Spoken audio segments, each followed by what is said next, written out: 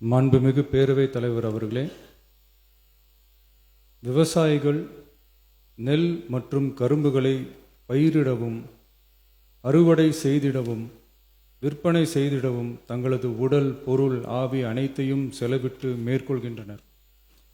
தற்சமயம் தமிழ்நாட்டின் financial position சரியில்லாமல் இருந்தாலும் நெல் மற்றும் கரும்பு பயிரிட்டுள்ள விவசாயிகளின் நலனை பாதுகாக்க வேண்டும் என கருதி தமிழ்நாட்டின் வரலாற்றில் இல்லாத அளவில் மாநில அரசின் நெல் மற்றும் கரும்புக்கான ஊக்கத்தொகையை அதிகரிக்க முடிவு செய்துள்ளோம்.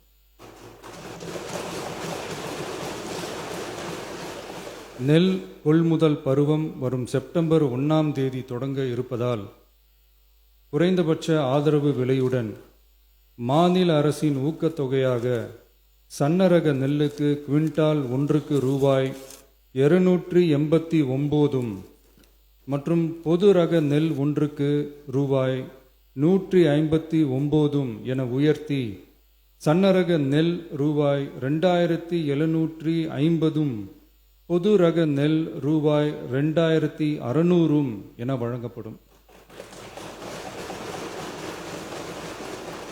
மாநில அரசு நெல்லுக்கான ஊக்கத்தொகையினை ஓராண்டில் 156 ரூபாய்க்கு மேல் உயர்த்தி வழங்குவது வரலாற்றில் இதுவே முதல் முறையாகும்.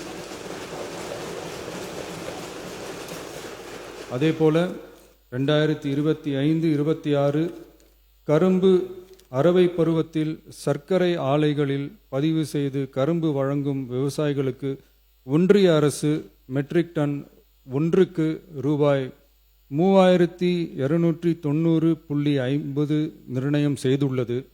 அதற்கு மேல் தமிழ்நாடு அரசால் சிறப்பு ஊக்கத்தொகையாக டன் ஒன்றுக்கு 709.50 ரூபாய் வழங்கப்படும்.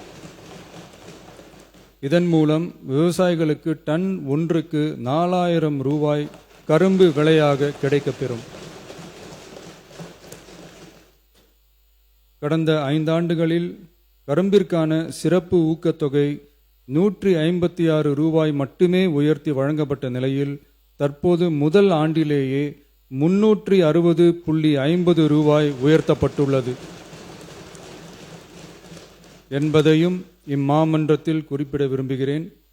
மாநில அரசால் கரும்பு சிறப்பு ஊக்கத்தொகையாக மெட்ரிக் டன் ஒன்றுக்கு ஓராண்டில் 134 ரூபாய்க்கு மேல் வழங்கப்படுவது வரலாற்றில் இதுவே முதல் முறையாகும்.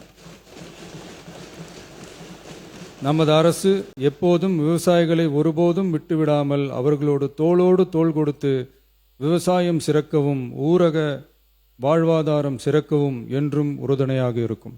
நன்றி.